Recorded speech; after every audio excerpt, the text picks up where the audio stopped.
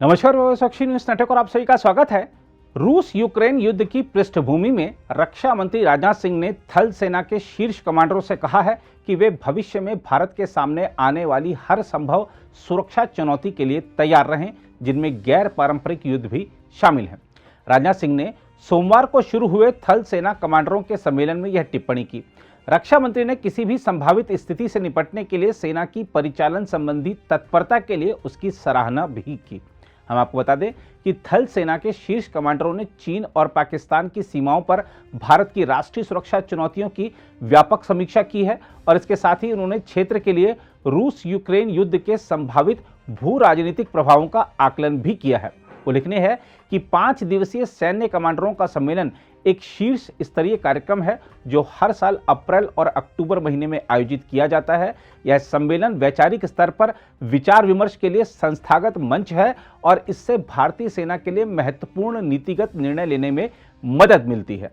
अधिकारियों ने बताया कि सैन्य कमांडरों ने पूर्वी लद्दाख में टकराव वाले कुछ स्थानों पर चीन के साथ जारी सैन्य गतिरोध के मद्देनजर 3400 किलोमीटर लंबी वास्तविक नियंत्रण रेखा यानी एलएसी पर देश की सैन्य तैयारियों की व्यापक समीक्षा भी की और जम्मू कश्मीर में आतंकवाद विरोधी अभियान के साथ ही केंद्र शासित प्रदेश की समग्र स्थिति पर भी सम्मेलन में व्यापक रूप से विचार विमर्श किया गया।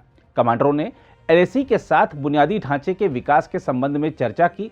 हम आपको बता दें कि सीमा से लगे प्रमुख क्षेत्रों में चीन द्वारा नए पुलों, सड़कों और बुनियादी संरचनाओं के निर्माण के मद्देनजर भारत भी सीमावर्ती क्षेत्रों में आधारभूत ढांचे के विकास पर जोर दे रहा है।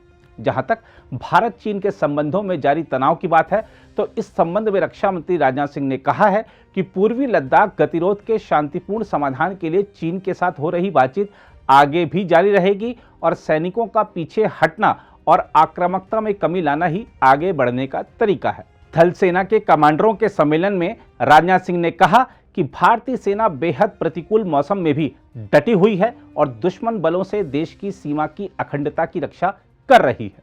थिएटर कमांड के गठन की प्रक्रिया के संबंध में राजनाथ सिंह ने कहा है कि यह वक्त की मांग है। उन्होंने कहा, समेकित थिएटर कमान को औपचारिक रूप देना वक्त की मांग है और मैं खुश हूं कि इस दिशा में प्रगति हो रही है।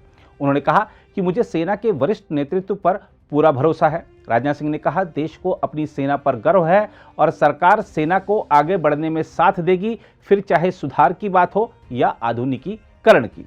पश्चिमी सीमाओं पर हालात के संदर्भ में रक्षा मंत्री ने दुश्मन देशों द्वारा छद्म युद्ध के दौरान सीमा पार से होने वाले आतंकवाद पर भारतीय सेना की प्रतिक्रिया पर बधाई दी है। रक्षा मंत्री ने 2.5 साल का कार्यकाल सफलतापूर्वक करने पर सेना प्रमुख जनरल एमएम नरवणे को भी बधाई दी है। इस सम्मेलन का समापन आज यानी शुक्रवार को हुआ। अगर आप भी लेना चाहते हैं देश दुनिया की तमाम जानकारी तो आज ही सब्सक्राइब करें हमारे चैनल को। साथ ही नीचे दिए बेल आइकन को जरूर दबाएं ताकि हर अपडेट आप तक पहुंच सके।